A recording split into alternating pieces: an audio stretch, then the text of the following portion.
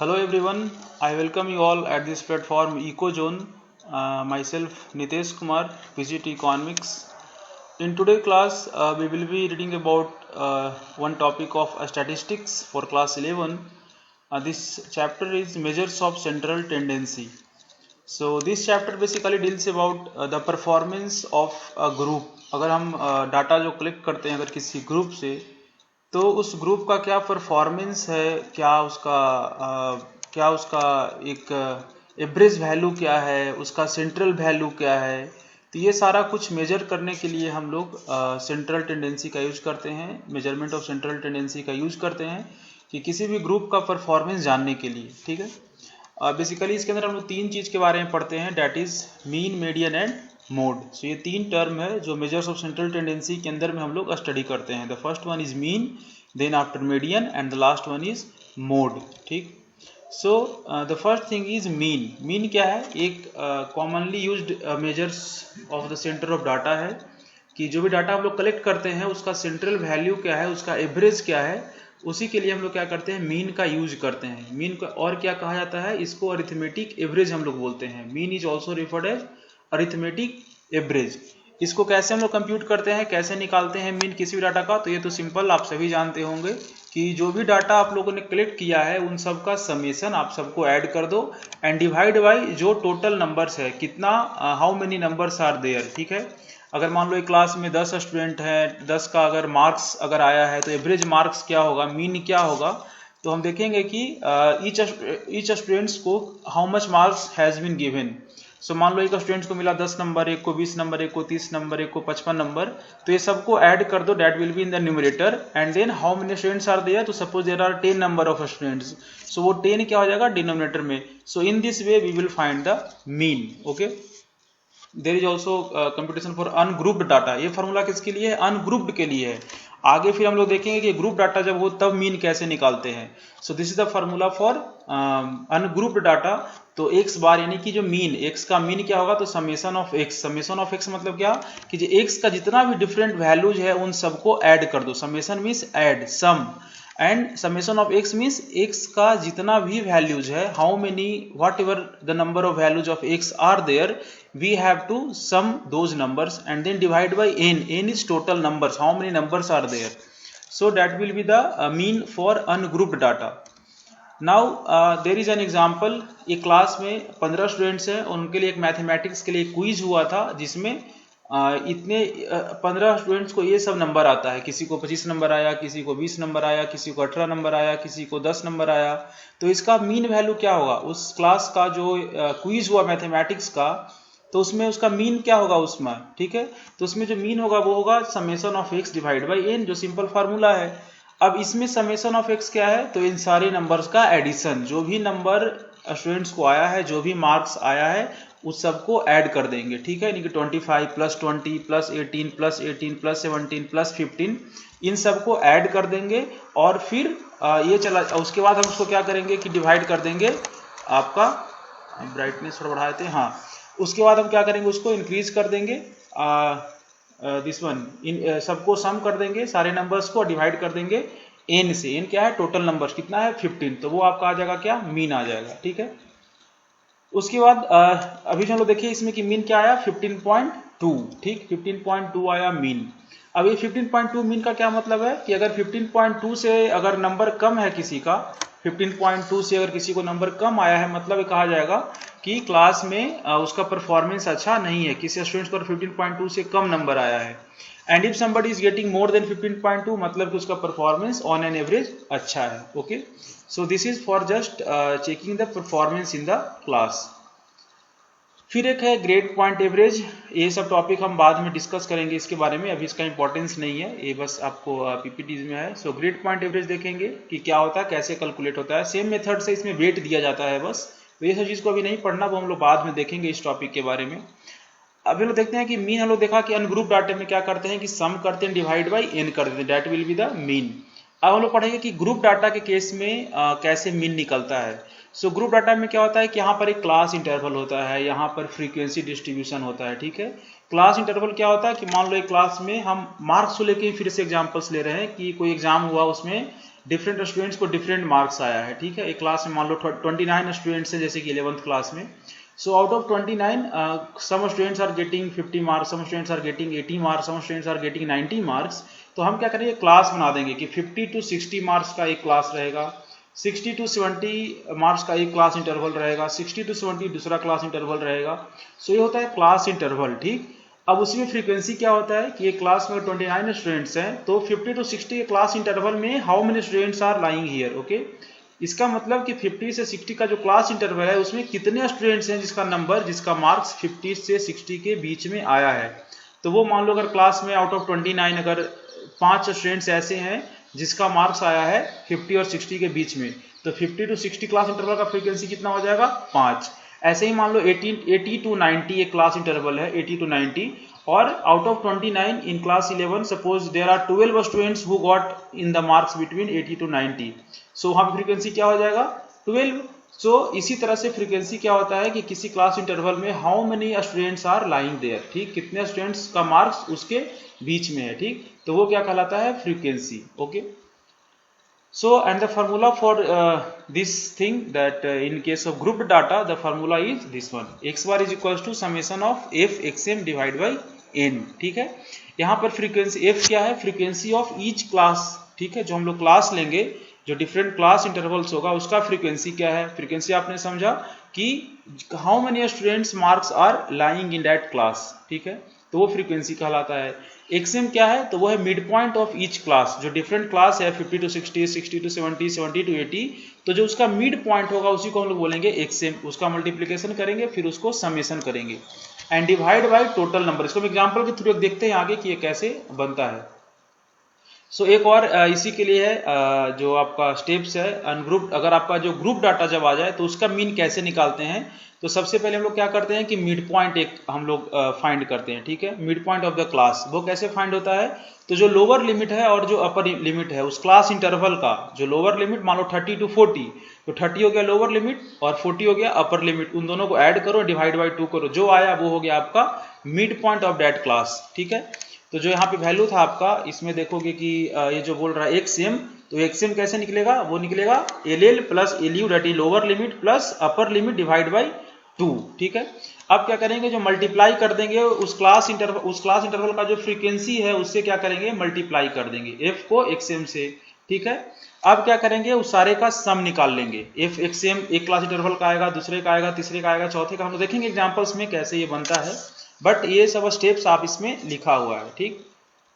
अब चलते हैं, यहाँ पे क्वेश्चन है आपका, ठीक है। क्वेश्चन इस तरह से है कि इधर देखिए एक्स में दिया हुआ है class interval 10 to 14, 15 to 19, 20 to 24, 25 to 29, ये गया हुआ है 54 तक, ठीक। और टोटल नंबर ऑफ स्टूडेंट्स कितने हैं क्लास में, 40 हैं, ठीक, 40 है। इसमें से सबसे कम मार्क्स कितना आया है, 10 आया है किसी स्टूडेंट का, और जो सबसे मैक्सिमम मार्क्स कितना आया है, 54 आया है, ठीक है।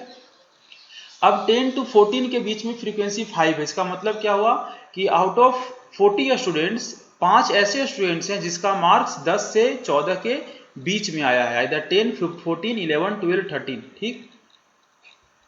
15 to 19 का जो क्लास इंटरवल है उसका फ्रीक्वेंसी 2 है, इसका मतलब क्या हुआ कि there are 2 students out of 40 जिसका मार्क्स 15 to 19 के बीच में है, 15 से लेके 19 तक है। वैसे ही सारे फ्रीक्वेंसी दिया हुआ है सारे क्लास इंटरवल का, ठीक है। आप देखो लास्ट में 50 to 54 का फ्रीक्वेंसी 5 है, इसका मतलब क्या हुआ कि out of 40 students there are 5 students in the classroom whose marks are between 50 to 54, okay, from 50 to 54। तो ये हो गया आपका फ्रीक्वेंसी, ये हो गया class interval.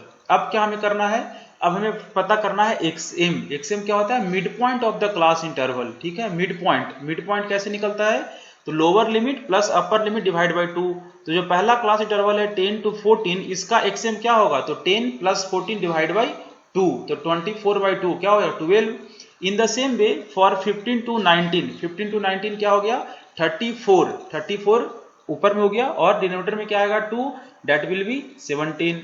Then XM for the third class interval क्या होगा, जो थर्ड क्लास इंटरवल है 20 to 24, इस केस में एक्सएम क्या होगा, तो 20 और 24 को ऐड करो and divide by 2, that will be 22। In the same way you have to find XM। अब XM पता चल गया, फ्रीक्वेंसी हमको ऑलरेडी दिया रहेगा क्वेश्चन में, then we have to find F into XM। तो सिंपल कुछ नहीं, F और XM को मल्टीप्लाई कर दीजिए, ठीक है। F और XM को, F है यहाँ पे और XM है यहाँ पे, F और XM को मल्टीप्लाई करके यहाँ लिख देंगे। सो that will B 12 into 5, that is 60। In the same way, for the second class, there is frequency, there is XM, so 17 into 2, that will be 34। इस तरह से सारा मल्टीप्लाई कर करके हमें ये सारा F into XM निकाल लेंगे, ठीक है। अब जब ये वैल्यू निकल गया तो इस केस में क्या करेंगे कि अब सबको ऐड कर देंगे। Summation of F XM, formula क्या है मीन का, आप देख रहे हैं वहां पे, समेशन ऑफ F XM। इस केस में क्या करेंगे कि सभी को ऐड कर देंगे, जो भी F XM आया है 60 plus 34 plus 66 plus 135 plus 64 plus 333 plus 252, और सबको ऐड करके तो टोटल कितना आया है 1345। तो ये आ गया समेशन ऑफ F XM। इसको डिवाइड किससे करेंगे, n से। n क्या है, टोटल नंबर ऑफ स्टूडेंट्स, वो कितना है 40। सो इस तरह से हम ये वैल्यू निकाल लिए। ये हो गया मीन किसका, ग्रुप डाटा का। ओके, नाउ अगर मीन की हम बात करें, जैसे कि अभी हमारा मीन कितना आया था 33.63, तो यहाँ भी सेम एनालिसिस है कि अगर कोई स्टूडेंट का 33.63 से मार्क्स कम आया है, इसका मतलब है कि उसका परफॉर्मेंस अच्छा नहीं है क्लासरूम में, जो मीन वैल्यू आया। और किसी का अगर 33.63 से अच्छा आया, ज्यादा आया, इसका मतलब इसको ऑन एन एवरेज क्लास में अच्छा परफॉर्मेंस है। Okay, so this is the analysis. यहाँ पे कुछ कुछ प्रॉपर्टीज है कि मीन का क्या प्रॉपर्टी, तो ये स्टेबिलिटी मेजर करता है, ठीक है। जो भी मीन है, ठीक है, the sum of each score distance from the mean is 0। अगर आप सम निकालते हो, जो भी मीन वैल्यू आएगा, ठीक है, और वहां से बाकी जो वैल्यूज है मीन से या तो ज्यादा होता है या तो कम होता है, ठीक। तो जब सबको आप प्लस माइनस करोगे तो लास्टली वो आपको 0 मिलेगा, ठीक है।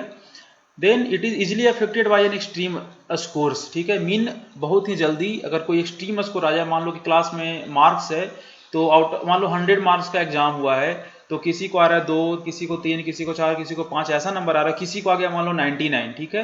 तो मीन वैल्यू क्या होगा, बहुत ही अलग हो जाएगा, ठीक है। तो ये इजीली अफेक्ट होता है एक्सट्रीम वैल्यू से, क्योंकि इसमें एक्सट्रीम वैल्यू को हम लोग इंक्लूड करते हैं और पूरा वेटेज देते हैं उसको। तो ये डिफरेंट बहुत ही अफेक्ट करता है extreme value. Then it can be applied to interval level of measurement, ठीक है। हम लोग मेजरमेंट करने के लिए इसका यूज करते हैं, और एक्चुअल स्कोर्स ये पता करता है। It may not be an actual scores in the distribution. हाँ, जो डिस्ट्रीब्यूशन है आपका, जो भी डिफरेंट डाटा हम लोगों ने कलेक्ट किया है, वो हो सकता है कि उसमें बेसिकली ये मीन क्या करता है कि एक्चुअल स्कोर नहीं दे पाता है, ठीक है। And it is very easy to compute. तो बहुत आसान है इसको मेजर करना, इस मीन को कंप्यूट करना बहुत ही आसान है।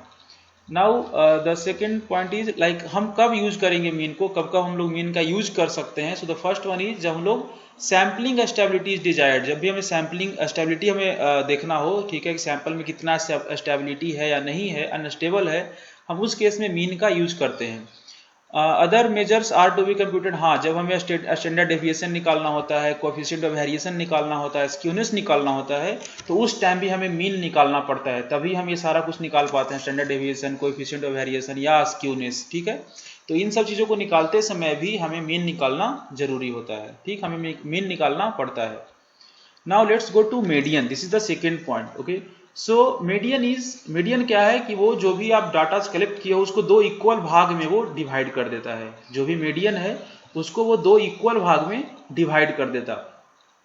50% को बिलो रखता है मीडियन वैल्यू से, एंड 50% को एबव रखता है मीडियन वैल्यू से। मीडियन वैल्यू वो वैल्यू होता है जिसके 50% उससे कम और 50% उससे ऊपर, वो बीच का वैल्यू पता करता है कौन, मीडियन। मीडियन मतलब होता है ये बीच में, ठीक। It is also known as middle score और द 50th परसेंटाइल, ठीक है। इसको 50th परसेंटाइल कहा जाता है या मिडिल स्कोर कहा जाता है, जिससे 50% स्कोर नीचे रहेगा एंड 50% स्कोर ऊपर रहेगा।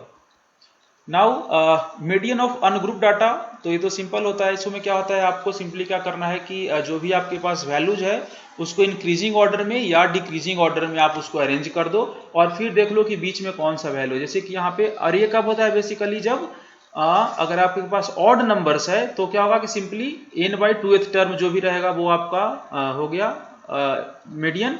और अगर मान लो इवन टर्म्स है तब क्या हो जाएगा, तो उस केस में हम लोग देखते हैं कि आगे क्या होता है, बट यहाँ पे देखते हैं पहले कि अगर आपका ऑड नंबर है, ठीक, तो जब ये ऑड नंबर रहता है तो उसमें क्या करें, मान लो यहाँ पे कितना है 19, 17, 16, 15, 10, 5, 2, ये कितना है टोटल 7 नंबर्स है। तो 7 बाई इसको असेंडिंग ऑर्डर या डिसेंडिंग ऑर्डर किसी भी एक ऑर्डर में इसको आप अरेंज कर लीजिए, और फिर जो टोटल नंबर है 7 उसको क्या करिए कि ये कर दीजिए +1 करके डिवाइड कर दीजिए 2 से।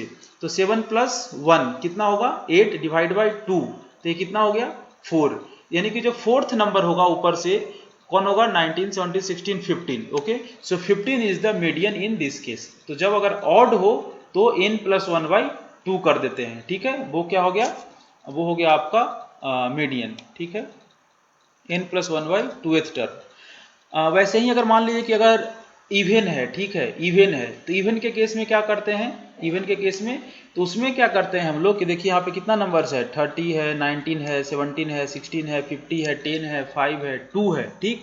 इस केस में भी हम लोग क्या करते हैं कि असेंडिंग ऑर्डर में या डिसेंडिंग ऑर्डर में, ठीक है, असेंडिंग ऑर्डर में या डिसेंडिंग ऑर्डर में अरेंज कर लेते हैं, और फिर क्या करते हैं कि इसमें हम लोग n जो वैल्यू टोटल नंबर वो कितना है 8 है, 8, ठीक। तो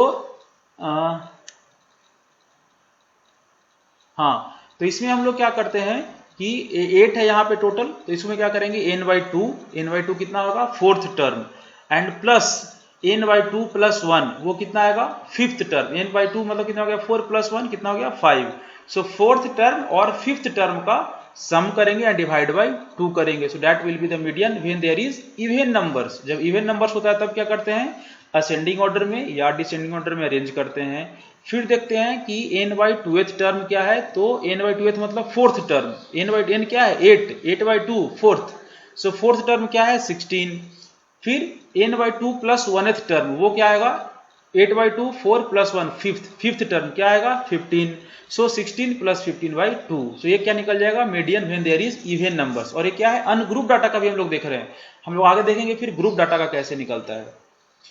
सो now there is median of group data. जब ग्रुप डाटा है तो उसका देखिए फार्मूला इतना बड़ा है लेकिन सिंपल है, आपको थोड़ा थोड़ा समझना है इसमें। आप फार्मूला देख लीजिए तो x बार है, x बार मतलब जो अलग एक यहाँ पे साइन दिया जाता है, तो ये कहलाता है मीडियन। और इसमें क्या है is equal to L B, B आप रखने के लिए बाउंड्री एक वर्ड यूज किया जाता है, बट आप सिंपली एल रख सकते हैं, एल + n/2 - CFP, CFP में से p हटा सकते हैं, सिर्फ आप क्युमुलेटिव फ्रीक्वेंसी CF रख सकते हैं, इंटू CI, CI क्या है क्लास इंटरवल है, ठीक है, डिवाइड बाई FM, FM की जगह पे सिर्फ आप F रख सकते हैं जो कि क्या होता है frequency of the median class, ठीक है।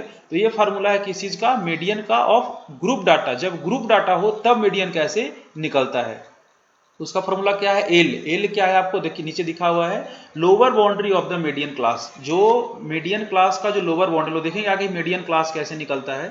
सो जो लोअर वैल्यू है, ठीक है, लोअर बाउंड्री है मीडियन क्लास का, उसको बोलते हैं L we.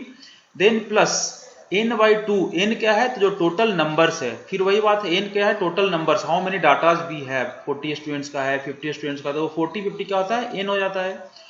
Now minus CF, CF क्या है क्युमुलेटिव फ्रीक्वेंसी, हम देखेंगे आगे क्युमुलेटिव फ्रीक्वेंसी कैसे हम लोग निकालते हैं। Then divide by F, FM है मतलब frequency of the median class, नीचे लिखा हुआ है FM is equal to frequency of the median class.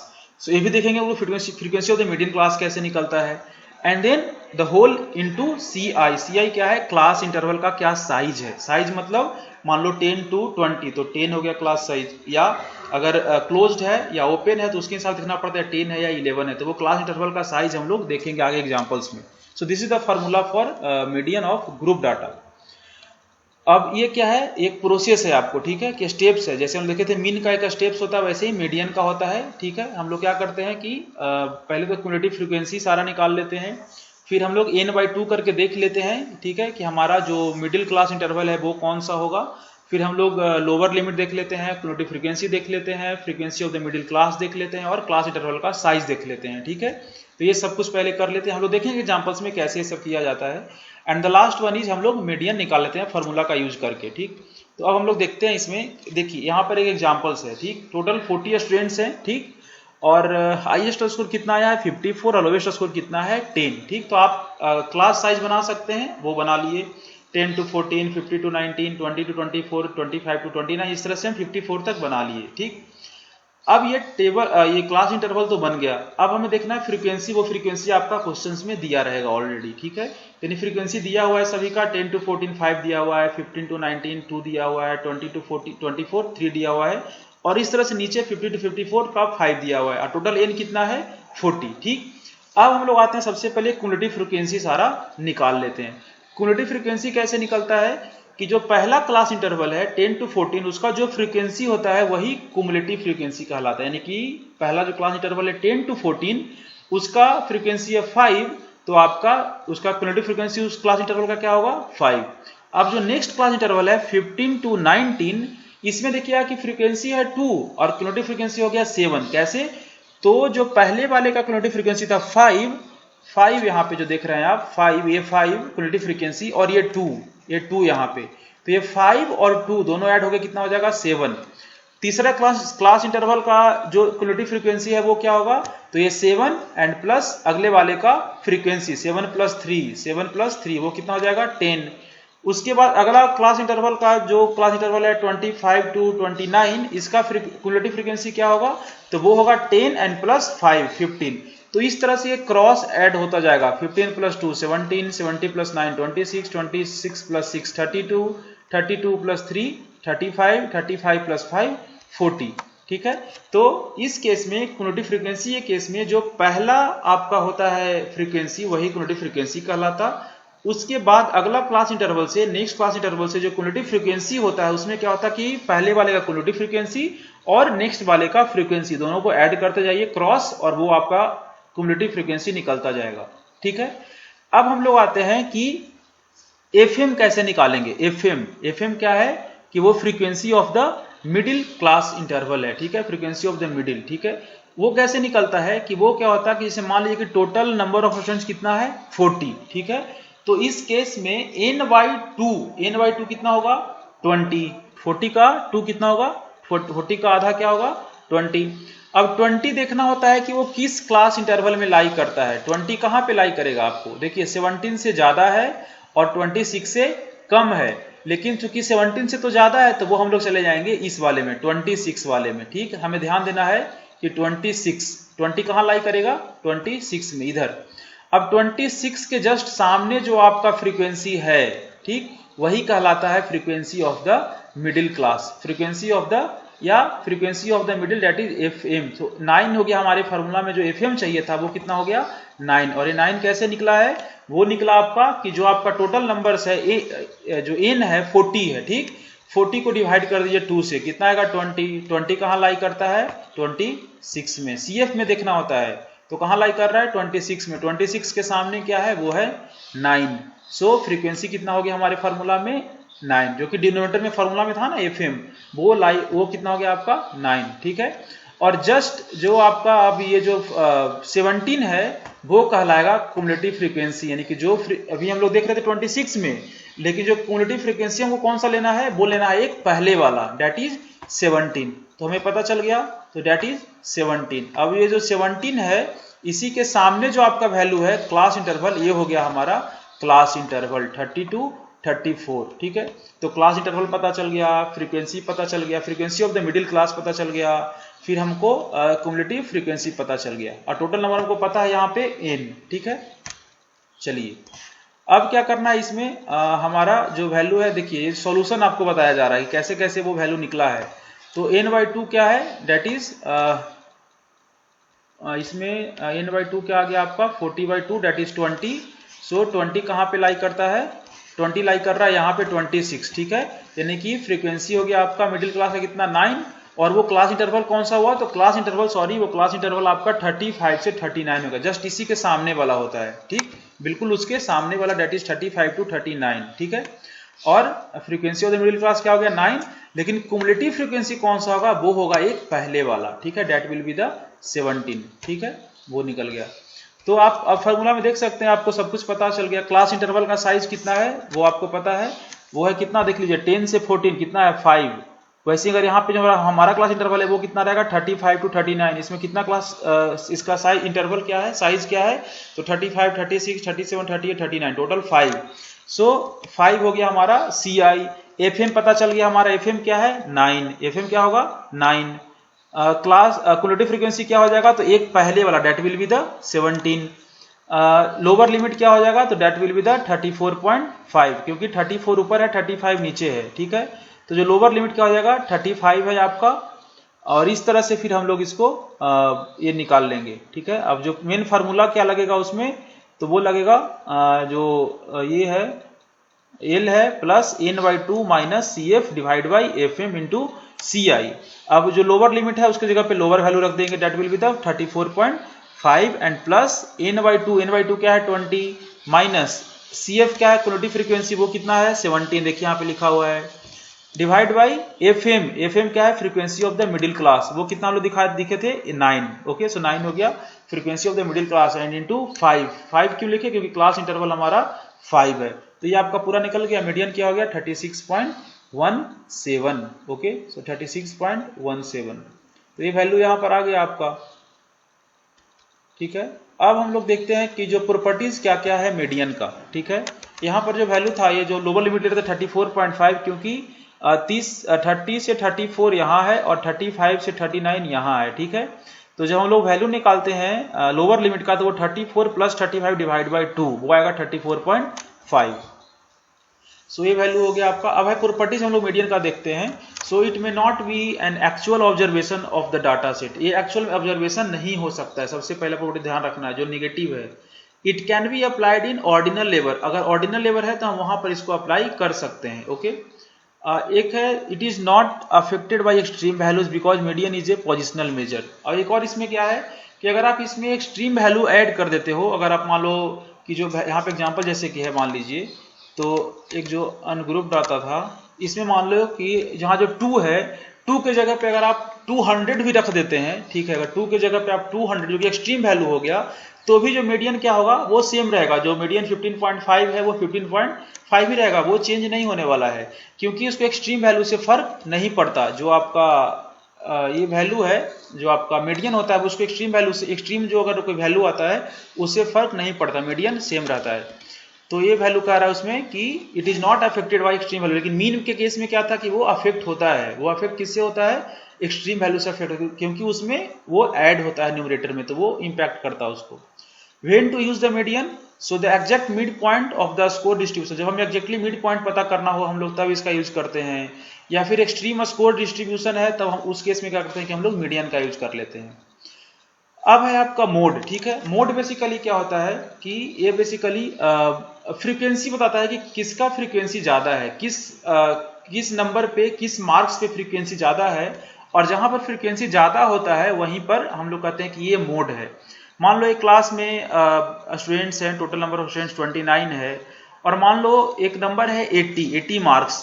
Class में अगर मान लो कि मोर देन 12 स्टूडेंट्स, यानी कि 15 स्टूडेंट्स ऐसे हैं जो 80 मार्क्स लाए हैं, ठीक, और कोई ऐसा मार्क्स ज्यादा स्टूडेंट्स नहीं लाए हैं, तो इस केस में क्या होगा, जो उसमें मोड क्या कहलाता है उस केस में, कि जो आपका ये हो गया जो अक्रेंस जिस चीज का ज्यादा हो जाता है, ठीक है, जिस स्कोर का अक्रेंस ज्यादा हो गया वो क्या कहलाता है कि मोड, यानी कि 80 क्या हो जाएगा, मोड हो जाएगा, ठीक है।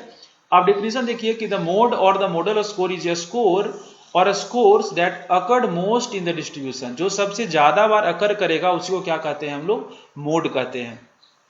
ये बेसिकली 3 प्रकार से क्लासिफाइड है, that is यूनिमोडल, by model, try model और मल्टी मॉडल, ठीक है।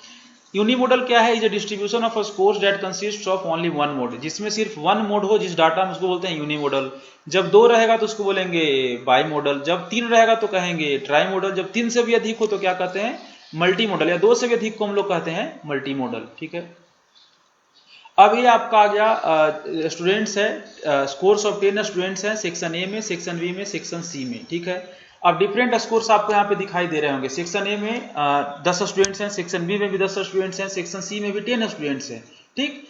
लेकिन सेक्शन ए में आप देखोगे कि जो 20 मार्क्स है, 20 वो 23 बार आया है, यानी कि 3 स्टूडेंट्स को 20 मार्क्स आए हैं।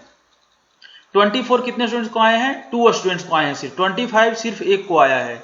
16 सिर्फ 1 को आया है। 10 सिर्फ 1 को आया है। तो सेक्शन ए में मोड क्या होगा, 20 मोड हो गया, क्योंकि 20 ज्यादा स्टूडेंट्स को आया है। वो मोड होता है कि किसका अक्रेंस ज्यादा बार हुआ है। So that will be the mode in case of section A 20। Now in case of let's share C B में क्या है कि 24 कितने स्टूडेंट्स को आया है, 2 स्टूडेंट्स को। 18 कितने को आया है, 2 स्टूडेंट्स को। 25 कितने को आया है, 1 स्टूडेंट्स को। इसमें क्या है कि 2 मोड आपको नजर आ रहा है, 24 भी है और 18 भी है। तो इस केस में क्या हो गया, ये हो गया बाई मॉडल। जो हम लोग देख रहे थे कि जब 2 मोड हो तो उसको क्या बोलते हैं, बाई मॉडल। वैसे जो तीसरा है आपका, देखिएगा इसमें 25 कितने को आया है, 3 स्टूडेंट्स को। 21 3 स्टूडेंट्स को। 18 3 स्टूडेंट्स को। तो ये क्या हो गया, मल्टी मॉडल हो गया, क्योंकि इसमें बहुत सारे मोड हैं। ठीक, बहुत बार एक ही नंबर आ रहा है। 25 भी 3 बार आया, 21 भी 3 बार आया, 18 भी 3 टाइम्स आया। So that is called mode, that is multi modal. ठीक है, मल्टी, बहुत सारे मोड्स इसमें हैं।